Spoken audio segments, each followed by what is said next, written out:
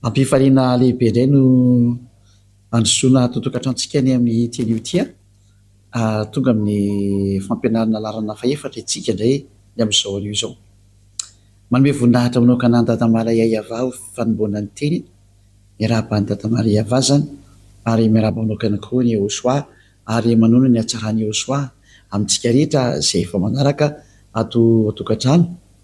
dia mirahazo antsika samy hotahiny Joshua dia mampanomboany teny sy ny fampianarana izany. Dia mamerina ny fiarabana antsika rehetra ato an-tokantrano indray ny tena koa ny ambassadeur-ny Joshua Eliano mandroso ato an-tokantranontsika ny amin'izao anio izao larana faefatra moa ny fampianarantsika ny amin'ny teny ity ary matoka fa samy mihaino sy manaraka ny fampianarana adolontsika ny amin'ny zao anio izao ny amin'izay aloha teny izay hoe mpamina ny Israeliana ihany no azo enona teny sy arahina. Hoy ny Andriamanitra Abrahama, ny ankoatran'izay dia tsisy izy intsony zany satria efa mazava be ny lalàna. Ka etsika zany raha nijery ilay fampianarana faharoa sy ny fahatelo tsika dia neta mihitsy ny hoe samy nanao zavatra tsy mety daholo ny olombelona, namoron'Andriamanitra tsy izy daholo ry zareo, nanonon'Andriamanitra tsy izy ary nivokatra an'izay dia samy lasa mpanota daholo. Kanefa miantso ny anaran'ny Andriamanitra, miantso hoe Andriamanitra Abrahama ny Andriamanitra, nefa hitantsika tsara fa raha tena Andriamanitra Abrahama zany miaraka aminao dia tsy manota mihitsy ny ianao, ary izay mihitsy ny fahamarinana zay satria izay miaraka amin'ny Andriamanitra Abrahama io dia tena tsy manota mihitsy ary efa noporofontsika teto moa zany araka ny ino moa araka ny soratra masina hoe izay miaraka amin'ny Andriamanitra Abrahama dia tsy misy an'izany manota zany mihitsy fa ny miaraka amin'ny Andriamanitra hafa daholo no manota zany. Mazava zany fa izay Andriamanitra niarahanao hatramin'izay dia Andriamanitra tsy isy izy daholo satria nampanota anao tonga anao lasa nitsangatsanga, nangalatra, lasa mpamono olona, lasa mpisoloky, lasa mpiteny ratsy, mpiteny vetaveta, mpanenjika vehivavy sy mpanenjika lehilahy, mpimamolava, lasa mangalatra. Zany ny hafaran'ilay Andriamanitra naranao, tsy Andriamanitra Abrahama zany satria ny Andriamanitra Abrahama dia Iayava no anarany ary vokatra an'izany tsy fiarahana ato amin'ny Andriamanitra marina zany dia io nao fa lasa mpanota araka ny zava-marina dia tsy hitanao koa nefa ny ataonao moa zany miala amin'izay satria zahatra efa iainanao ilay izy zahatra efa arahanao ilay izy ka ahoana moa zany fomba handosiranao an'izany sary zany. Dia eo indray tsika zao nahita mihitsy ny hoe ho azy rehetra nanonon'Andriamanitra hafa ankoatra ny Iayava azy dia diso daholo satria izay ny Andriamanitra Abrahama efa nitonomy tany amin'ny taona moins 2000 ka tsy ny bokinareo na ny Baiboly eny am-pelantananareo izay nanovanova ny ho anarana io no ilazanareo fa marina ny anareo satria ny profita dia mpanota daholo nareo ary ho an'izay mpanota dia tsy nahita ary tsy mahafantatra an'io Andriamanitra io satria Andriamanitra tsy mihaino mpanota io Andriamanitra Abrahama io. Izay natonga azy niady tamin'ny Israeliana ka nisaraka taminy ray izay aloha ka nanamorona boky koa azy ianao ka niantso io Andriamanitra Abrahama le anao dia tsy mety ary lasa mpanota koa ianao satria efa nambaran'ny Abrahama sy Mose tany amin'ny taona moins 2000 fa naran'izany Andriamanitra Abrahama zany tany amin'ny taona moins 2000 tany ho any sy ny tany amin'ny taona moins 1500 tany ho any dia Iayava no anaraka ka raha novainao zay dia zay sady efa profo fa mpanota ianao ka tsy ny boky izay nisoratanao taty amin'ny taona plus 600 taty na salamo zany no lazainao fa marina ihany koa. Moa zany dia efa naporofona ilay izy hoe mbasa mijery mitodika amin'ny marina amin'izay famonjena angety jereo ny ady efa miseho ao amin'ny Russie sy Ukraine io fa miratsy dia miratsy ange efa risika na bomba nucléaire an'io miporofo tonga ny farany ary tsy mety miravina tsony ny olana fa dia efa olana efa mandeha efa miraraka maneran-tany moa ilay olana ko inona tsony moa zany no azo atao amin'io hoe raha fotsy be verilona miandray zay ketolana tsy misy nina azo atao, tsy misy fanantenana azo atao raisina tsony fa dia efa hoe miandry ny fiafaran'ity tantara ity sisy tsika zay mihitsy ny zava-marina zay ka mbola hijery ny toy ny teny antsika noho ny amin'izany rehetrarehetra zany dia mbola jerevantsika foana hoe inandray zany ny tohiny zany de zao indray ny toy zany rehefa diso zany io anarana io a diso hatrany amin'ny bokinao a atria nyporofona le anarana fa diso nyporofona ny bokina rehetrarehetra fa diso daholo ka rehefa diso moa zany de inona ntsony moa zany no antenay fa de tena lasa nakany amin'ny lalan-diso daholo zany ny olombelona tsy olo tsy ilay Andriamanitra Abrahama no tompo inao fa zavatra hafa mihitsy de ijerinay tsika ny mikasika ny amin'le hoe iza ny mpamina ny tokony hoarahana amin'izao andro farany zao de aleo tsika hijery ny lalàna indray fa ny didy folo sy lalàna Mose nefany a de efa nampianariko atsika fa natokana manokana ho any zareo zanak'Israely ka raha voalalàna mivoaka avy ao anatin'ny tenin'ny Mose zany a de natokana ho an'ny zanak'Israely zany teny zany tsy natokana ho an'ny efa firenena mihitsy fa natokana ho an'ny zanak'Israely daholo avy atsika no ny teny a satria maky didy indray tsika mantsy fa ny didy folo sy lalàna Mose a raha vao misy teny mivoaka avy eo amin'ny tenin'ny Mose zany de natokana ho an'ny zanak'Israely io daholo jevatsika no ny teny Deutéronome 18:15 mikasika ny amin'ny mpaminany satria hoe mpaminany no horesantsika hoe mpaminany iza no arahana de daholo afaka atsika indray ny Deutéronome 18:15 ary ny 18 a de ny 19 Deutéronome 18 a de manomboka amin'ny 15 a de ny 18 de ny 19 mpaminany avy eo aminao de avy amin'ny rahalahinao tahaka hay no atsangany avahandriamanitra ao a ho anao izy no henonareo eo zany ny tenin'Andriamanitra hoe mpaminany iza no henona ary mpaminany avy aiza de mpaminany avy eo aminao zany hoe avy eo Israelina dikany zany de avy amin'ny rahalahinao zany hoe rahalahy Israelianina ny Mose zany le izy zany hoe Israelianina zany ty rahalahy ty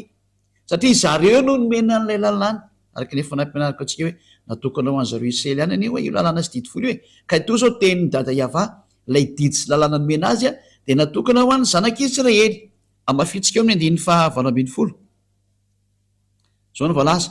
mpaminany no atsangako azy avy amin'ny rahalahiny tahaka anao ka ataoko ambavany ny teniko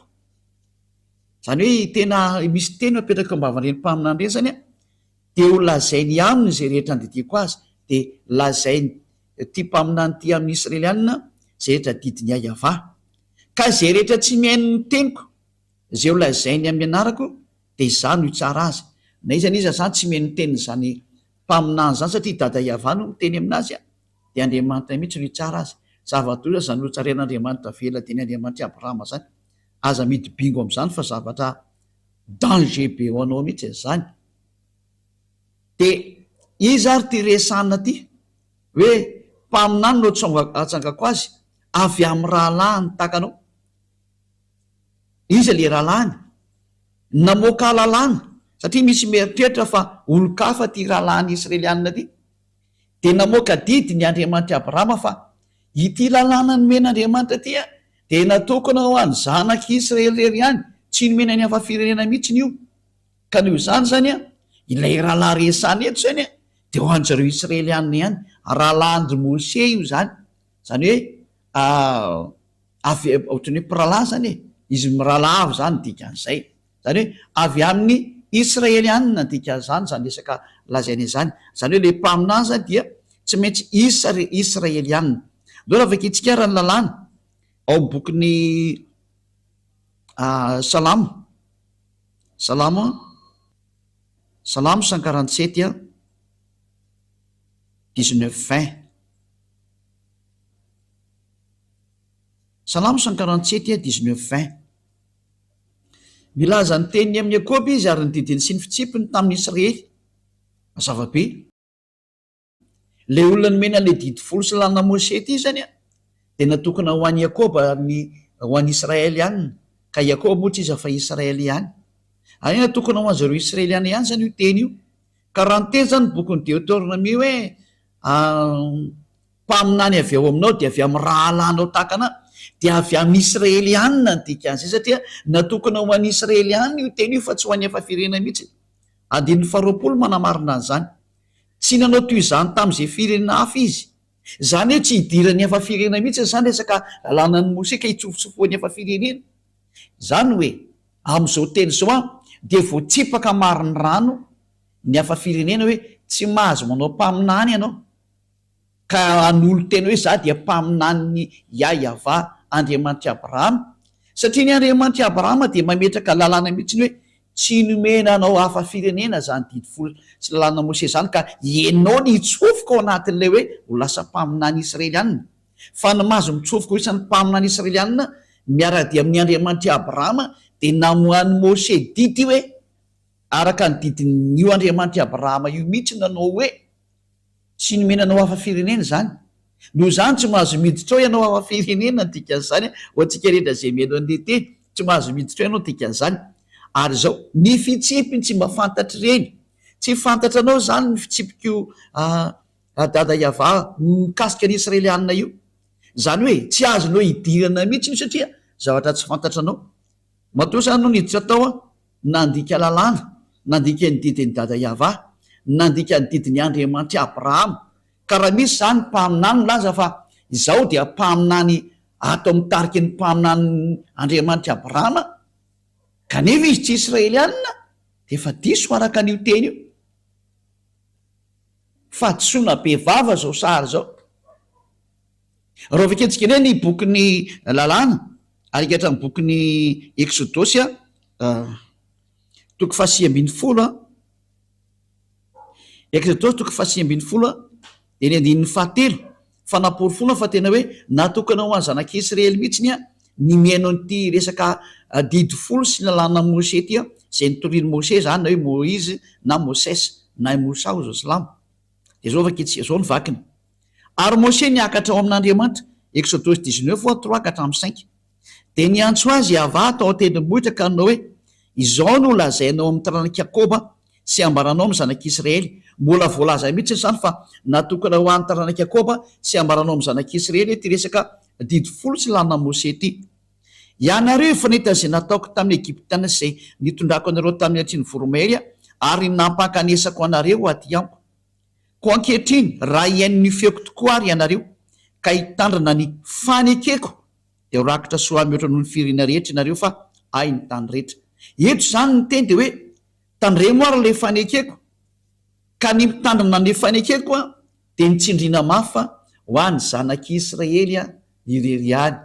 Tsy natokana ho an'ny hafa firenena mihitsy za fa natokana ho an'ny zanak'Israely irery any. Ka izany teny zany zany de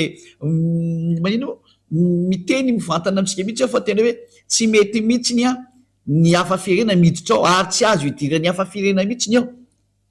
indrindra fa zany resaka hoe mpaminany zany de tsy mahazo miditra ho mpaminany Andriamanitra Abrahama mihitsy ianao raha vao tsy Israelianina. Lalàna navoakany Andriamanitra Abrahama zany tamin'ny alalan'ny Mose zay efa niona taminy ary niaraka taminy. Ka ny Andriamanitra Mose zay Andriamanitra Abrahama mihitsy no teny hoe tsy mahazo miditra ao mihitsy ny hafa firenena, tsy azo atao mpaminany zany ny Amerikana na Anglisy na Frantsay na Afrikana na Arabo na Sinoa na Australiana niza fa Israelianina irery ihany no mahazo atao hoe mpaminany araka ny lalàna navoakan'io Andriamanitra i Abrahama io zany. Ka eo indrindra zany mazava zany zay fa raha vao tsy mpaminany Israelianina de tsy mety, de tsy ianao zany mandinika eo izy le mpaminaninao. Samy mieritreritra, samy mandinika ny azy fa mazava ny lalàna io rehefa tsy Israelianina io de tsy izy io lalàna zany, ary tsy azonao toerina mihitsy zany satria Andriamanitra Abrahama mihitsy namoaka an'io didy io io zany rehefa tsy Israelianina le mpaminany arahanao de faute ianao ary mpanoty ianao mpandika lalàna ianao de ianao le hiara-ny atezerana io dada Yahva io mihitsy satria tsy meny mpanota zany io, zany hoe diso adresy ianao vao fitaka ianao zany ny dikan'izay. Mahitsy be le teny io niarantsika nijery samy miara-mahita atsika afaka jerevanao atrio anatin'ny bokin'ny Sefer Torah io vaketsika io any amin'ny bokin'ny Torah zany Exodosy zany gala Shemot ny dikan'izany any de mazava be io teny io zao mpaminany Israelianina. Ka eo am'izay mpaminany Israelianina zay izy ara no mpaminany farany tao Israelina, iza no mpaminany farany ny mpaminany farany tao Israela dia tsisa fa Yahosoa. Io lay tena mpaminany farany Yahosoa no anarany, ary voaporofo mihitsy izay teny zay araka ny boky tany Israela. Ny boky tany Israela mihitsy nanamarina fa tena mpaminany zany Yahosoa zany. Io lay nivainy zareo anarana hoe Jesosy na Jesoa, zay grika zany anarana zany, ary navainy zay zao le ho an'ilay miantso an'izany Jesosy zany. Ho an'ny Silamo ndray misy de miantso hoe Isa, fa tsy Isa zany anarany fa Yahosoa. Reny le fandikana teny diso daholo reny, de samy nanovanova daholo mihitsy ny olombelona, fa ny mpaminany farany ny anarany de antsoina hoe Yahosoa. Ary zay miaraka amin'ny mpaminany farany io dia tsy manota intsony, satria io mpaminany farany io no nomeny io Andriamanitra Abrahama io ny lalàna sy ny didy. Andao ro jerevantsika araka ny tantara tao Israela, fa tena mpaminany zany, akajo zareo Israeliana mamaritra ny mpaminany eo aminazy sy ny tsy mpaminany eo aminazy, fa tsy ny mpitondra fivavahana akoriny, fa ny vahoaka no mahafantatra hoe mpaminany io na tsy mpaminany. Ka raha vao mpaminany ny olona anakay kosa ny vahoaka de tsisy mahazo mikitika an'izy, satria izy no mitondra teny. Ka mazava ho azy moa ny zavatra nataon'izany Yahosoa zany tao Israela, tena fanehoana ny hery sy ny fahefana, de izy ny mpaminany farany araka ny voalaza ny boky tany Israela ndreny jerevantsika. Ary nitsy nanoratra an'ireo boky reo de reo ny jerevantsika hoe mpaminany ve izy. Izy moa tsy milaza fa mpaminany tokoa izy, de ny olona tsy mahay ny tantarany Israeliana no tena tsy mpaminany. Ary mbola hitantsika ihany zany amin'ny tenin'ireo any Israela, de zay niaraka tamin'ireo mpaminany reo de lay mpaminany antsoina hoe Yahosoa. Nanana mpianatra izy, ary tao amin'ny tantaran'ny mpianatra no nahitana zany histoira zany hoe mpaminany io Yahosoa io. Ary io no henonareo, ary ny hainao azy tokoa ny vahoaka Israeliana, ny henon'ny fampianarana zany Yahosoa zany ny vahoaka Israeliana. Ary amin'ny manarivorivo mihitsy nanaraka anazy teny an-dalana teny, saingy ny alina moa le mpitondra fivavahana jiosy de ny vonoany, ny jiosy natao Israeliana de ny vonoany. Ka ho jerevantsika ao anatin'ny soratra masina jiosy, satria ao amin'ny jiosy ihany tsika maka an'le tantara zany. De ao amin'ny soratra masina jiosy ndray misy le teo testamenta vaovao, ka mitantara n'ity Yahosoa ty zay testamenta vaovao zay. De ny testamenta vaovao mihitsiny ny anaran'ilay mitondra anazy de atao hoe Yahosoa.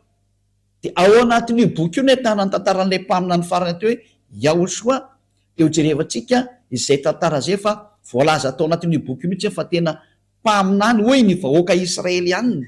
Ny vahoaka Israeliana mihitsy no miteny fa mpaminany izy, ary be de be mihitsy ny anaraka anazy, satria tao no nositrany, mahiratra ny jamo, misy maty natsangany, ny kilemaina natsangany, ny marena nataony naheno, ny mona nataony teny, be de be zany ny marary nositrany, ny misy devolona voaka ny daoly ary lasa sitrana daoly. De zany tantara zany voarakitra ohatrany boky ny jiosy zay mirakitra ny tantarany mpaminany. Ndao afaka itsika mikasika amin'izay hoe mpaminany marina ve ity atao hoe Yahosoa ty araka ny boky ny jiosy ihany. Ndao jerevantsika zay sary zay. Oharantsika kely ny teny araka ny somary mirejerekentsika toko sy ndininy aloha. Ho jerevantsika ao amin'ny iza moa zany, Matthieu 21:11, Matthieu 21:11 de ny 46. Jerevantsika vetivety izy ao tsika eto tokantrano. Matthieu 21:11 to zany bokyny jiosy, bokyny jiosy to ndraisantsika to zany. Alovaka itsika amin'noko amin'ny 10 de ny faraka ambin'ny 10. Ary no tafiditra tany Jerosalema izy. Matthieu 21:10 de ny 11. De niorakoraka ny tanàna rehetra ka nanao hoe iza moa izao, ary ny vahoaka ny laza hoe izao no Yahosoa mpaminany zay avy any Nazareta any Galilia. Zay mazava zany fa tena ity Yahosoa ty ozy ny vahoaka dia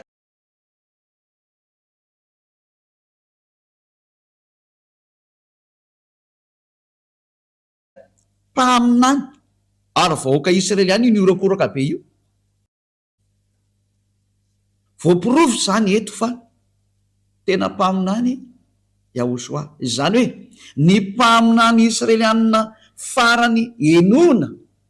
ary tokony ho arahana zany mazava ho azy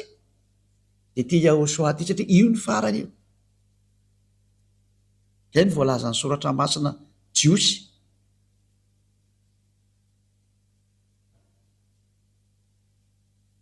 Mahitsy be mihitsy ny teny hoe ny vahoaka mihitsy no niarany laza ary niorakoraka hoe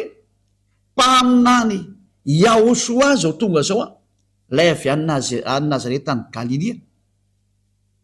Zay ry zay mazava zany fa tena mpaminany Yahosoa araka an'izao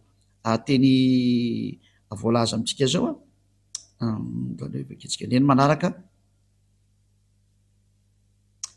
Matthieu 21:46 ndray hoe tsy sany sambotra ny Yahosoa ny mpitondra fivavahana Jiosy satria ny vahoaka laza fa mpaminany izy ka so matiny vahoaka indray ianao tsy azoko tena mantsy ny mpaminany. Ao amin'ny 9:7.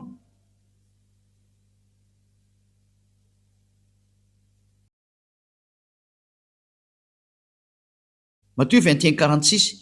de ny tambotra isambotra ny Yahosoa izy saingy natahotra ny vahoaka satria nataony vahoaka ho mpaminany Yahosoa. Yahosoa mihitsy zany le mpaminany. Zay ny zava-marina zany sao tena mpaminany mihitsy ny Yahosoa. Ny vahoaka mihitsy no laza fa mpaminany izy. Zany hoe ny mpaminany israelianina farany zany dia izao Yahosoa zao. None mafitsika zay teny zay any amin'ny boky manaraka indray any amin'ny bokin'ny Jaona 6:14. Jaona 6:14. Jaona toko fahenina Jaona 6:14 zany reto daholo zany nena nilaza ny tantarany mombany amin'izany Yahosoa zany. Ary hoy ireny olona ireny rehefa nahita ny famantarana izay nataony Yahosoa, ity tokoa ny le mpaminany zay ho tonga amin'izao tontolo zao. Zay zany hoe nahita azy zany ny olona de nafantatra amin'izay mihitsy hoe ity le mpaminany. Rehefa reny olona ny zavatra nataony Yahosoa de niarany teny ny olona rehetra hoe tena mpaminany ty Yahosoa ty. Ty tokoa le mpaminany zay ho tonga amin'izao tontolo zao. Confirmeny mihitsy ny tantara zany tantarany Jiosy ao amin'ny bokin'ny Jiosy. Ty bokin'ny Jiosy daholo ty tenentsika etony dia milaza mihitsy ny tantara tao amin'ny Yahosoa fa ny vahoaka mihitsy no milaza fa tena mpaminany zany Yahosoa zany. Zay ny zava-misy zany. Ka tsy azo ny anglisy ho toeriny zany. Tsy azo ny sinoa toeriny zany. Tsy azo ny afrikanina toeriny zany. Tsy azo ny arabo toeriny zany. Tsy azo ny rosianina toeriny zany. Tsy azo ny japonais toeriny zany. Fa satria ny israeliana no teny zany tantaran zareo zany de tsy azo no lavina. Ka ny vahoaka mihitsy no milaza fa mpaminany zany Yahosoa zany de tsy misy olona mahazo manohitra an'izany. Ratsika jery teny hafa mbola ao anatin'ny bokin'ny Jiosy any ty hojerevantsika ty ao amin'ny bokin'ny Lioka indray ny vakitsika Lioka 24:19. Lioka 24:19.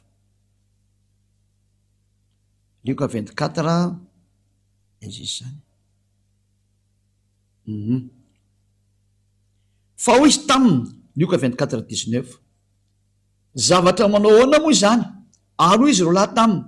ny amin'ny Yahosoa avy any Nazarety mpaminany mahery tamin'ny asa sy ny teny teo anatrehan'Andriamanitra sy ny vahoaka rehetra. Tena mpaminany teo anatrehan'ny vahoaka mihitsy izy. Manaiky azy daholo ny vahoaka fa tena mpaminany izy. Ny vahoaka mihitsy nametraka fa mpaminany izy noho ny amin'ny asa sy nasehony sy ny famantarana nasehony ny hery sy ny fahefanana anany de ny aiky ny olona fa tena mpaminany izy. Ny vahoaka nametraka azy ho mpaminany tsy azo no lavina mihitsy zany. Izy niza mandany zany de nonge zany manohitra ny zava-misy any amin'ny fireneny olona. Le vahoaka kosa mahita ny zavatra nataony ny teny fa mpaminany io. Tsy azo no lavina le izy. Mpaminany lehibe izy. Zay hoe mpaminany avy aminao ny enonao ary ny afara teo amin'ny Yahosoa zany. Ary zany Yahosoa zany zay rehetra niaraka taminy de tsy nanota intsony. zay. Ary ty Yehoshua ty namoaka didy izy araka ny Jauna 12 49-50 fa didin'Andriamanitra ray mihitsy izy netiko. Jauna 12 49-50 ka ho azy rehetra mametraka fa mpaminany ka ny vahoaka moa nametraka hoe mpaminany de tsy azonao lavina mihitsy zany.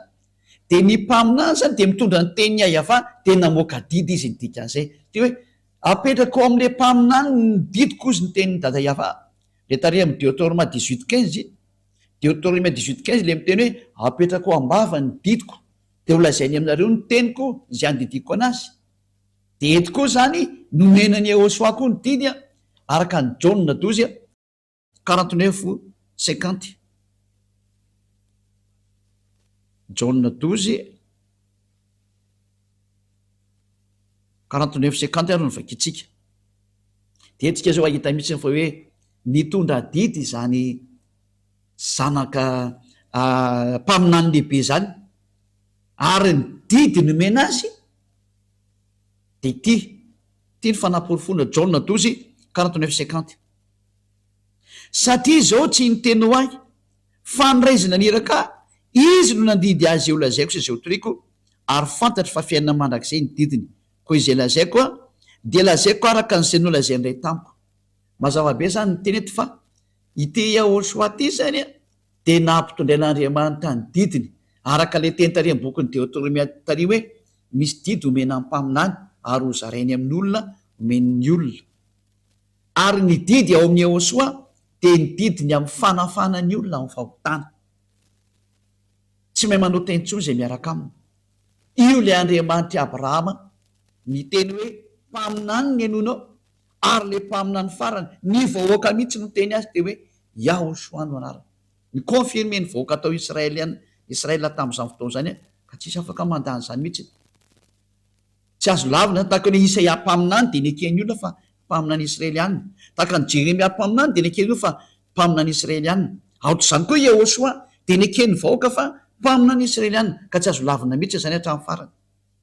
Satria nitondra ny teny ny dada Yahva izy araka ny teny mpaminany. Mbola ho resantsika mihitsy moa manaraka hoe ahoana ny fanaporofona fa tena mpaminany izy ary izy mihitsy le mpaminany. Fa araka ny lalàna Moshe indray mbola omeko zay teny zay. Fa eto de miteny mihitsy hoe ny vahoaka mihitsy ny Israelianina zay mahafantatra ny ato hoe mpaminany de reo mihitsy no teny vantana mihitsy hoe mpaminany io Yehoshua io. Mpaminany izy. Ary izy no mitondra ny fanekena vaovao ho an'izao tontolo zao, ho an'ny firenena rehetra eto ambonin'ny tany. Izy ny fanekena vaovao. Zay moa zany amin'ny Israelianina zay resaka zay no mandeha fa ho an'ny efa firenena mbola mety tsy fantany zany fa zay indray resaka samy Israelianina zany sujet zany. Fa eto fotsiny le misintona atsika hoe ny mpaminany enona zany ny mpaminana farany Israelianina de ny mpaminany Israelianina farany nomen'Andriamanitra ny didiny de ity atao hoe Yehoshua ty ary ny vahoaka Israelianina mihitsiny zay tsy azonao lavina mihitsiny no nametraka fa tena mpaminany izy. Io zany tsy azonao lavina. Tsy azon'iza lavina satria ny vahoaka Israelianina no tsindriko mafy teo no laza fa tena mpaminany izy. Mazava zay. Am'izao vaninamitsika zao arany. Satria hitatsika fa ity Yehoshua ty ny mpaminany farany. Inona ary ny tenin'io Yehoshua io mikasika ny amin'ny mpaminany. Satria tsy maintsy eo aminazy zany ny didy no enona. Mivoaka amin'ny vavany zany le didy no enona. De mbola amin'ny boky ny Jiosiany no jerevantsika araka amin'ny boky misy boky atao hoe Apocalypse indray. Mbola boky ny Jiosiany zay. Ao anatin'izany boky ny Apocalypse zany misy ny fanambarana nataon'izany Yehoshua zany. Fa ny mpaminany indray amin'izao vaninamitsika zao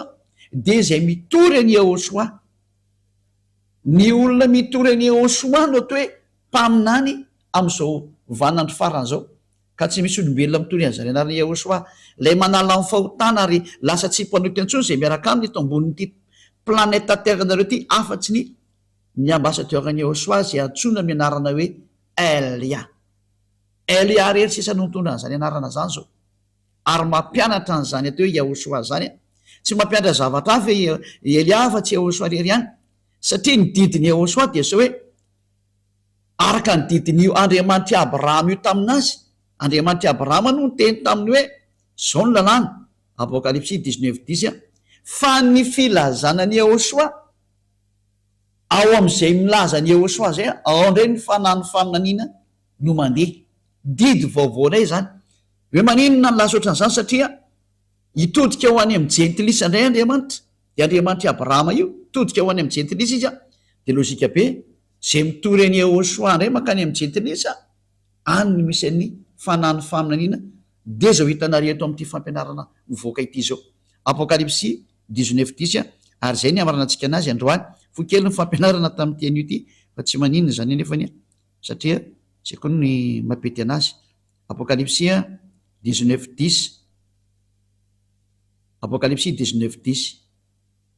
dia ny akohoka teo amin'ny tongony eo mba hivavaka aminy ary izy tamiko tandremo aza manao zao anao fa mpanompo namanao ihany aho sady naman'ireo rahalanao zay mitazona ny filazanany tanany filazanany Yehosoa. Andriamanitra ihany ny vaovao fa ny filazanany Yehosoa no fanahy ny faminaniana.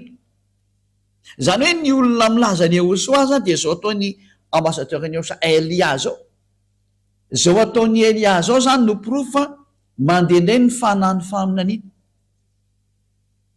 Ao amin'ny Yehosoa mantsy ilay fanahy ny faminaniana, izy ny mpamina ny farany ary izy ny mamoaka baiko farany. De ny baiko farana avoakan'izany Yehosoa zany de zao ny filazana azy indray ny fitorianany Yehosoa, satria rehefa mitorian'ny Yehosoa de tsy maintsy mitorany Yahvah zay naniraka anazy. De ny filazana an'izany Yahvah sy Yehosoa zany zay ny atao hoe ao ny fanahy ny faminaniana. Zay ny didina avoakan'Andriamanitra farany de Andriamanitra Abrahama. De ajantsika eto aloha ny fampianarana ny amin'ny teny ity fa mijery endrika hafa tsika ny amin'ny manaraka fa ampy aloha zay eritretinareo hoe mpaminaniza no enona zany zao. De mpamina ny Israeliana ary tsy mahazo mivoaka amin'izay anao. Dosany ahoana mampaminany anao indray ary ambassadeur-ny Yehosoa zany de mpaminany mihitsy izy Elia zany mpaminany. Elia le tany aloha be tany mpaminany, tany androny Yahva-mpanjaka mpaminany izy. De matonde Elia mpaminany. Elia mpaminany. Le même personnage no misy am'izao tsika miteny zao. Am'izao tsika miteny zao ohatsy ny teny dada Yahva nampitondrainany Yehosoa mpaminany de hoe zay mitory any Yehosoa, satria rehefa mitory any Yehosoa de automatika mitory any dada maly Yahva Andriamanitra Abrahama. De ao ndray ny fanahy ny faminaniana, ao ny fanahy ny faminaniana. Zay no mahatonga hoe zay olona miaraka amin'ny Yehosoa eo eto ambony tany ity reo ihany sisa no afaka amin'ny fahotana. Zay ny atao hoe zavatra sarobidy indrindra nomeny dada Yahva tany alala n'ilay mpamina ny farany. Horesantsika amin'izay ny tontolo ny mpamina ny farany io Yehosoa ary manaraka an'izay koa mikasika ny hoe Elia moa zany efa mazava aminareo io, satria ny mampamina ny Elia de noho ny amin'ny Yehosoa. Nefa n'izany Yehosoa zany le nyteny hoe aza manota intsony, tahaka ny ataony dada Yahva hoe za tsy tia mpanota, ity mpamina ny farany Yehosoa ty koa miteny hoe aza manota intsony de tahaka ny Elia koa miteny hoe aza manota intsony. Ary zay miaraka amin'ny Elia hatrany de tsy mahay manota intsony satria izay le fahefana ao amin'ny Yehosoa malala ho azy ny voninahitra manakseho nazy mianaka. De dada Yahva satria moa tena akaiky ty mpaminany rany hiraka ho resantsika ny momba anazy fa tena mpaminany mihitsy izy. De amafitsika zay teny zay hoe ity mpaminany ity de tena tsy maintsy arahana ny teniny. Izy no teny hoe aza manota intsony. Jauna 5:9 hoe aza manota intsony ozy izy. Jauna 8:11 zany ny zahatra faratampony tiany dada maly Yahva zany. Zany ny tsara indrindra zany. Boky ny Israeliana ihany ty Jauna 5:11 ary izy tsy misy tompo de hoe Yehosoa zaho koa tsy manameloka anao mandehana ary am'izao sisa izao aza manota intsony. Zany ny déclaration zany Yehosoa lay tena mpamina ny lehibe sady mpamina ny farany tao Israely. Fa zao ndimbiasan'ny Elia zao tsy misy afa-tsy Elia rery no mandimbiasa, satria ato amin'ny Elia koa nitoriana zany hoe tsy mahay manota intsony satria mitory an'ilay Yehosoa lay tena marina lay mpamina ny farany Israeliana. De hoe mihitsy atsika nijery hoe tena mpaminany vizy efa voalazantsika teo. Inona koa ny toetrany a oresantsika Dôly zany fa ampy aloha ny amin'ny androany. De mbola jevantsika koa ny Jaona 5:14 Jaona 5:7 ndray a mbola niresaka tamin'ity lehilahy ty indray izy de hoy taminy hoe tandremo aza manao teny tsonoko ianao. Jaona 5:14 rehefa afaka zany moa tena mpaminan'Andriamanitra azy tsy ty fahotana de Andriamanitra Abrahama Elohei-ny Israely zany dikan'izany Andriamanitra zany Elohei-ny Abrahama zany. Rehefa afaka zany de hitany ahoso atao kianjany tempoly raha lehilahy ka hoy izy taminy indro efa sitrany ianao aza manota intsony fandrao anjoanao zay ratsy noho teo. Ity mpaminany Israeliana farany ty zany tena mitovy toetra mihitsy am'le naniraka azy Yahva Andriamanitra Abrahama, mitovy toetra amin'ny Andriamanitra Abrahama mihitsy satria manizingizina mihitsy izy hoe aza manota intsony de mifanaraka amin'ny teny dada Yahva hoe Isaia 59:1-2 mifanaraka tsara mihitsy ny teniny izy ireo Isaia 59:1-2 ino nky ty teny ty indro ny tanany Yahva tsy foy fa mavonjy ary ny sofiny tsy lalidalovana fa marina fa ny heloka reo nefitra mampisaraka anareo amin'Andriamanitra reo ary ny fahotanareo no mampiafina antaviny aminareo ka dia tsy miaino izy. Tena alan'Andriamanitra mihitsy ny hita hoe olona mpanota zany mifanohitra amin'ny dada Yahva mihitsy zany ny Andriamanitra Abrahama tsy tia mpanota de tonga tokoa le mpaminany farany de tena nizigizana mihitsy hoe aza manota intsony fa tsy tian'io Andriamanitra ray Yahva io mihitsy Andriamanitra Abrahama zany olona manota zany nandringanany rehetrarehetra hatramin'izay. Noho zany miteny amintsika rehetrarehetra hoe tsy misy herina fahefana afaka miady amin'izany hatsarana zany. Tonga aminareo le teny le mpaminany farany andao hitodika any amin'ny am'izay. Tsy izy akory ny teniny fa teny le naniraka anazy ihany le Andriamanitra Abrahama. Lay Andriamanitra Abrahama ihany no maniraka ny mpaminany farany io ary natonga anazy ny teny mihitsy ny hoe tsy manao tentsony zay miaraka amiko satria zay ny tena tiany io dada Yahva tongavan'io le Andriamanitra Abrahama satria mankala mpanota io Andriamanitra Abrahama io ary ny mpaminany naseniny nona de mpaminany Israeliany irery ihany tsy mahazo maka mpaminany afaka ohatran'izay no fa raha vao niovy mpaminany Israeliany io de efa tsy izy ianao zay ny dikazay efa diso daholo zay nataonao ary rehefa miaraka ny zavatra diso moa anao de mazava azy fa diso ianao hatramin'ny farany tsy miaraka amin'ny Andriamanitra Abrahama io zany ianao zany hoe tena diso adresy tanteraka ka izany moa ny antony any amin'jenatsika etra zay mandray aminy zao tsika miteny zao hoe andao hiverina amin'ny Andriamanitra Abrahama am'izay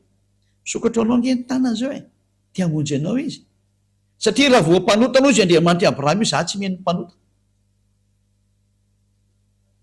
ary zay ny hijerevantsika inona daholo ary ny teny le mpaminany farany ohatra mahazo manambady be dehibe ve ny lehilahy ny mpaminany farany io teny hoe tsy mahazo manambady be dehibe ny lehilahy interdit zany ato amin'ity famarinana fototra ty ny Andriamanitra Abrahama tsy tia zany lehilahy manambady be dehibe zany tsy tia mampirafy tsy ekeny zany nambarany mpaminany farany daholo zany zay natonga nanteny hoe mpaminany Israely ihany ary ny vahoaka no nametraka nyty Ahosoaty io mpaminany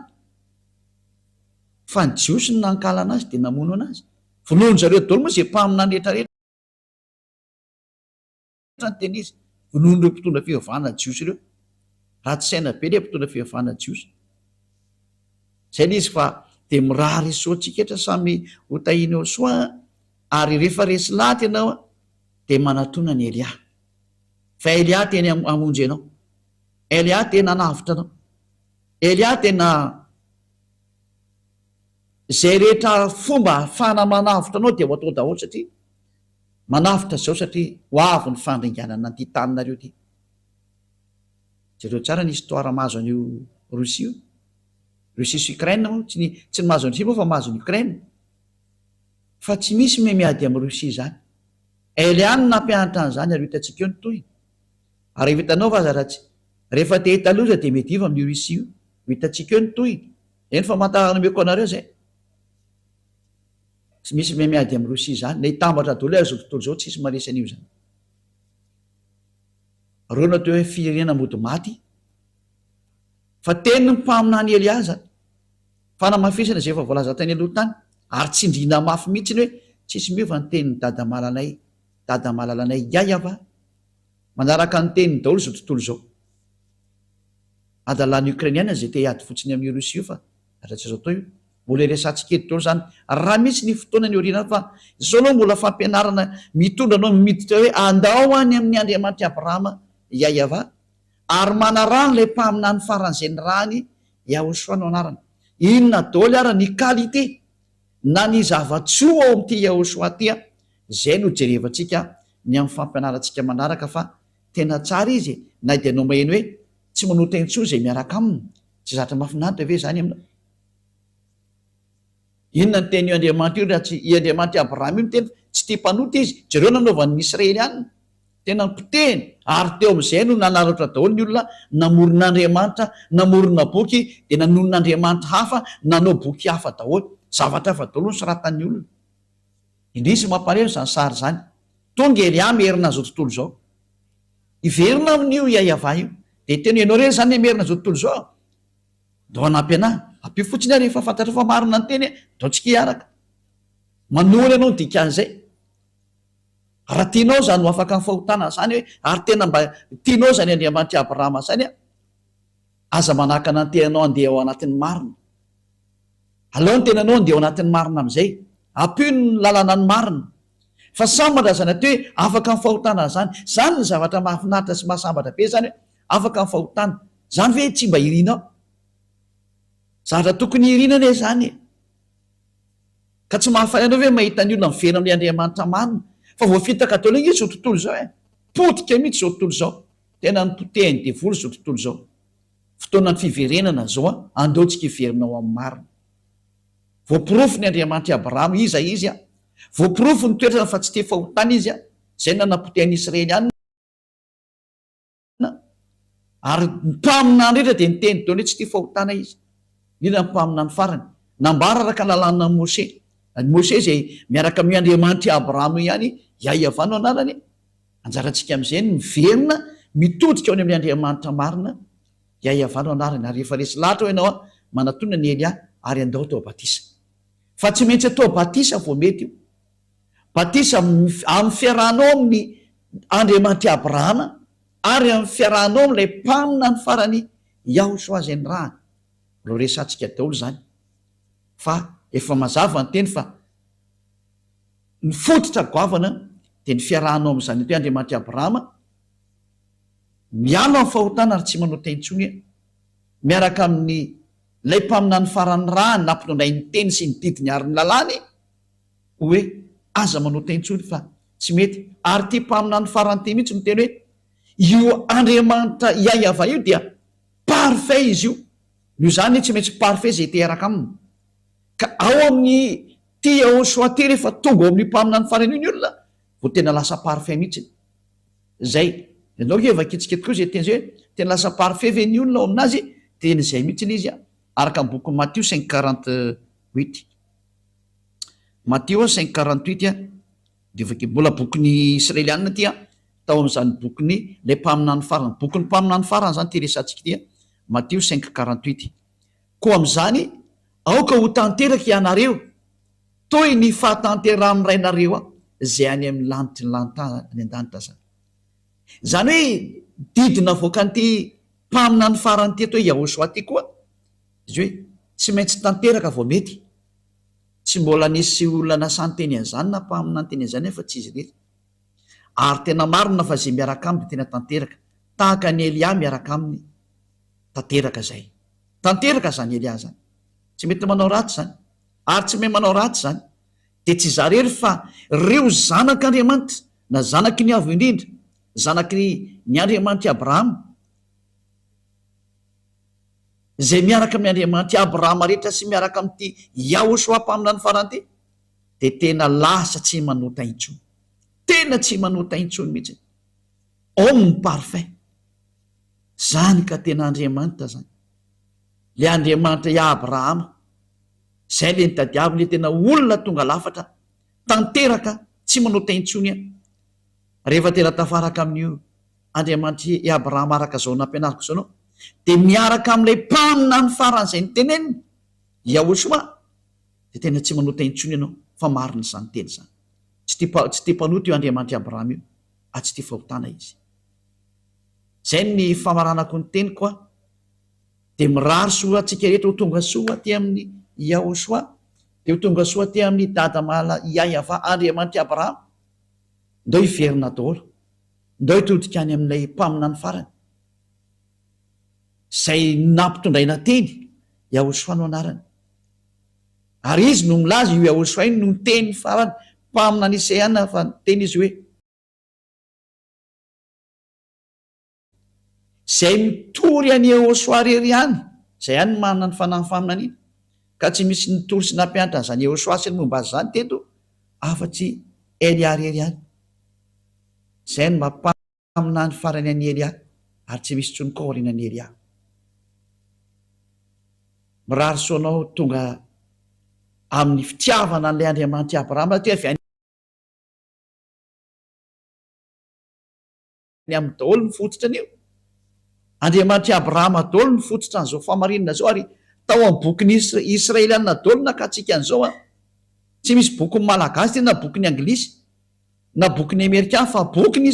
Israeliana zay nandehanana zany teny zany zay no nahitantsika zao famarinana rehetrarehetra zao, ka hiantsoana antsika hoe andao hitodika daholo am'izay ho any amin'ny Andriamanitra Abrahama, ary anaraka an'ilay mpaminany fa satria ao no lakileny men'Andriamanitra Abrahama am'izay hoe ao am'izay laroa no mandeha satria izy ny mpaminany farany tsy misy tsony taorinany, mpaminany Israeliana. Ary tena ary ianao e malagasy koa anao milaza fa ianao koa mba mpaminany, nefa nivakiko ny lalàna fa io Yahosoa io nefa nazo didy avy any amin'ny dada Yahava Andriamanitra Abrahama hoe zay mitory anao, satria zay mitory anazy de mitory an'io Andriamanitra Abrahama ihany koa Yahava no anarany, zay mitory any Yahosoa, ka inga moa Yahosoa tonga teo raha tsy nisy an'io ino moa ity ina moa raha tsy tonga io mpaminany io tsy afaka nandeha ny mpaminany raha tsy nisy mpaminany koa ny teny anazy, de gaga ianao apiko kely hoe ary ianao to miteny hoe azanan'ilay mpaminany zay indrindra, ampianatra an'izay kely indray aloha parantesy kely, ozy ny olona hoe tsy niteraka io Andriamanitra io, za be deabe ny fampianarana manao an'izay any, ka nareo no namorona boky zany any amin'ny boky hafa any no misy an'izany, zay bokyny foronina de lasa zany izy, fa raha vao bokyny Israeliana de tena misy mihitsy zany teny zany, tena misy zany.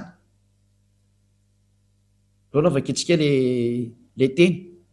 andao vaketsika ny bokyny Salamo, fa ny bokyny Salamo mihitsy no miteny hoe zanako ianao izy dada Yahava lay Andriamanitra Abrahama, zanako ianao, za niteraka anao androany, ka ny bokyny Israeliana rikatra amin'ny Sefer Torah-ny Jiosy de milaza mihitsy fa tena miteraka io Andriamanitra Abrahama io, voalaza ao zany fa rehefa boky hafa any de mizahatra hafa ny teneny, fa ny boky réel ao anatin'ny Jiosy de niteraka io Andriamanitra io. Do nefa aketsika zay teny zay araka ny bokyny psalme na psaume na salamo, salamo firme izy teo, salamo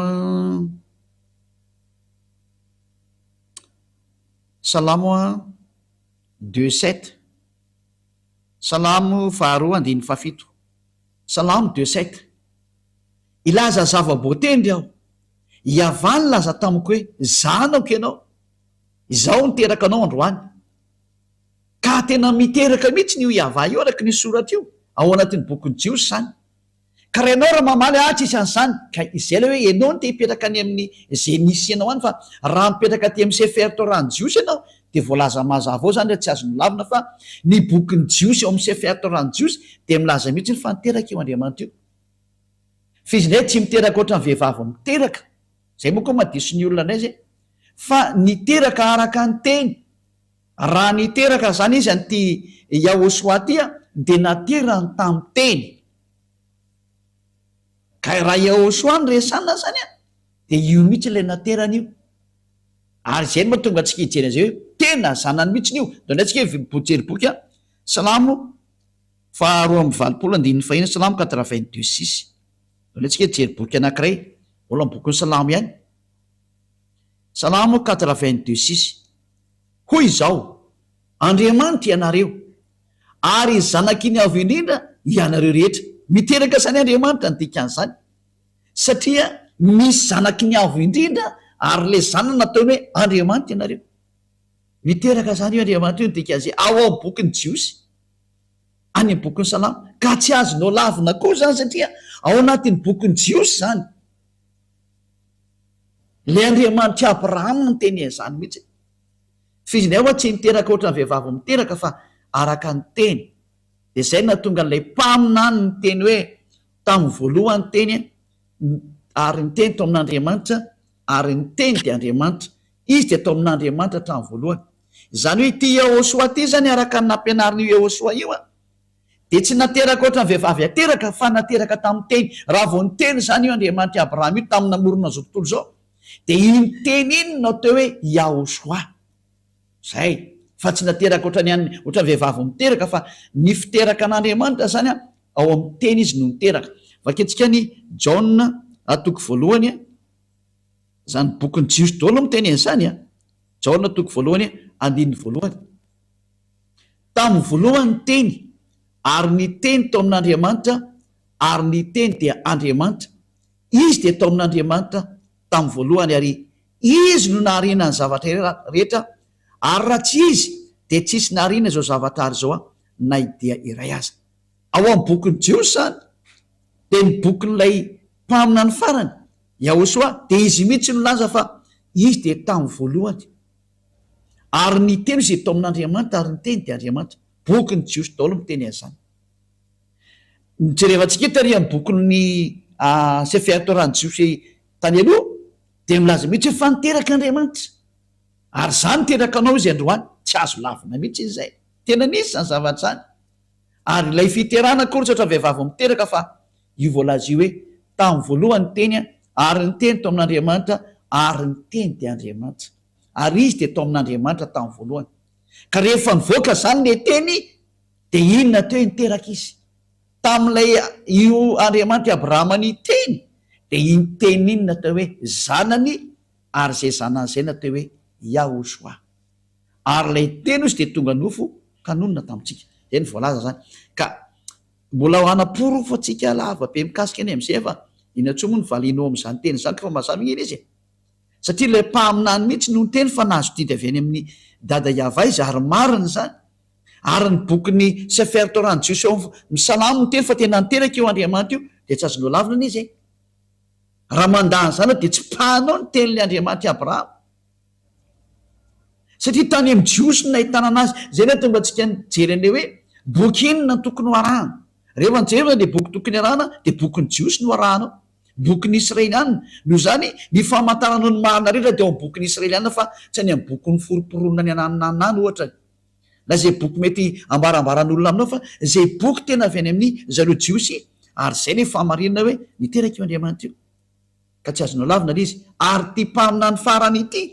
zay nampitondray ny teny hoe Yehosoa de tena zanany naterany mihitsy noho ny amin'ny teny fa tsy noho ny hoe niteraka ohatran'ny vehivavy izy tsy ndriko tsara fa lay rehefa ny teny izy de nataony hoe zanany ny teniny de ianao tsy afaka mamasy aty zay ny teniko amin'Andriamanitra azy tsy azonao lavina zay zavatra zay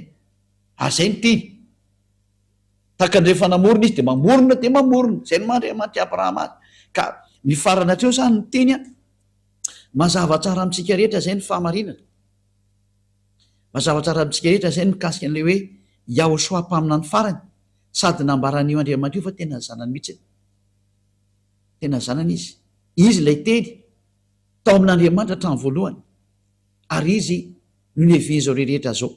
natateraka ny fahamarinana rehetra ny amin'ny famoronana zany de tao amin'ny daholo araka ny nambara lay mpaminany Israelianina farany ka raha vao manaiky anao fa mpaminany Israelianina Yehosoa hoy ny vahoaka Israelianina de zanak'Andriamanitra izy tsy azonao lavina izy le zanak'Andriamanitra teny antarika hatramin'ny bokyny Sefer Torah hoe zanako ianao zany teraka anao androany ka izay olona izay tsy izy fa lay mpaminany farany atao hoe Yehosoa lay ny teny hoe aza manao taintsony zany hoe tena mitovy toetra mihitsy nisy lay dadany hoe aza manao taintsony ianao zay ary zay niaraka tamin'ny rehetra hatrany de tsisy nanotaintsony fa tena afaka ny fahotana marina ny teny ny aingy atao anatin'ny bokyny jiosy ray manontolotsika hatrany amin'ny mpamina ny farany Yehosoa no anarany ary miporofoky fa tena zanak'Andriamanitra izy zanako Yava io de amboariko tsara am'izay ny ahitsiko tsara ny fihevitra anao hoe niteraka Andriamanitra tsy miteraka ohatran'ny vehivavy sanatria fa rehefa ny teny izy de iny le natao hoe ary niteraka izy. Iny le niteneny hoe za niteraka anao zay efa tiany zany de zaiko fa tokony mihina kosa ny ary moa anao ho paralelina aminazy ve ka tsy miady aminy fenao re zany normal be to hoe zanany ianao fa tsy hoe paralelina amin'Andriamanitra ianao fa zanany tsara ne zany tsisy maratsy an'izany mihitsy ka de nefa izy miporofoka araka ny soatra masina ny jiosy ary zay ninao anzanitra de afaka mifahotana zay de zay ny antony averiko tsara tsy dikony mandeha hoe natonga atsika hoe boky inona ny tokony ho arahana raha ijerin'ny marina ianao mikasika amin'ny Andriamanitra Abrahama eo ary tena ho tafaraka aminy de nomeko hoe arao ny bokyny jiosy Sefer Torah ny jiosy tao amin'ny Sefer Torah ny jiosy nisy teny hoe de nanteraka eo Andriamanitra io ka raha boky hafa anao raha anao de tsisy an'izany fa ny contraire an'izany misy any ko micontrariziko fa raha tena bokyny jiosy ny jirefanao de niteraka izy meko anao teo ny teny mikasika ny am'izay de zay ny fiarahantsika ndeha tamin'izao misy io mirary so atsika rehetra samy tainao soa ary rehefa resy latinao de manatona ny Eliany nao batisa fa fotoanany batisa zao afaka miantso anao amin'ny telefona na tsova za tombo tena natao batisa na anglisy ianao na amerikana na sinoa na japonais na iny ianao na iny ianao afaka miantso ny Eliany daholo nareo hoe zay tombo de tena resy lata mangataka se mba atao batisa mba tonga avaty anao raha afaka makaty manao any amin'ny 2026 vo misy batisa ty fa neny amin'ny hafa firina afaka makany Elia da tsika ny atao am'izay fa zay hoe fa mandeha io arakaraka rehefa misy de efa mandeha zay fa mandeha Elia rehefa misy miantso de mandeha ka tena mitady an'Andriamanitra marina ianao ary maniry ho any amin'ny fiainana mandrakizay fa hita eo foana zany de mirazo tsika samy tenao soa de ao atsika ariva afaka sotra betsaka dada malala iayavany am'izany teny rehetra zany fa tena fitiavany zany ary tena famonjena Elia nampianatra ny olona ny amin'ny hiverenana aminao ary tena nasiako teo maso izy rehetra ny famarihana fa tena marina ianao tsy misy Andriamanitra fa tsy ianao le Andriamanitra Abrahama iaiavanao anaranao tsy tia fahotany ianao halanao zany ary zany teny zany nampitondrainao le mpamina no farany iahosoanao anarana hoe aza manotaintsora ry aoko ho tanteraka ianareo zany ny teny le mpamina ny farany sotra dada mala iavao taio ara zao teny rehetra zao mba hitondra soa am'izay tramiaina hitondra famonjena sy fanafotana am'izay mandeha hitany zay rehetra miainanao avody zay rehetra mbola tsy mahafantatra ny marina vonjeo zao tontolo zao vonjeo ny hafafirena rehetra akoatra amin'ny malagasy avody zay rehetra maniry ny hoafitra afao zay teo afaka rehetrarehetra dada Maria avao tonga ny andro famonjena ho an'izao tontolo zao aseho ny sandrinao mahery aoka tena andeha ny hery sy ny fahefanao ho voninahitry na ranomasina dada Maria ava voninahitrinao manakasay apeo Elia amin'ny asa nampanaovinao azy aseho ny voninahitranao amin'ny anaranao dada Maria ava no andefasana n'izany teny zany de ho any aminao zany teny zany de amin'ny alalan'ny Ahosoa sotra dada Maria vao alleluia amen de zay ny fiarahantsika ndeha tamin'ny teny io tia nametraka ny veloma mandram-peona ho amin'ny manaraka andrea veloma tomoko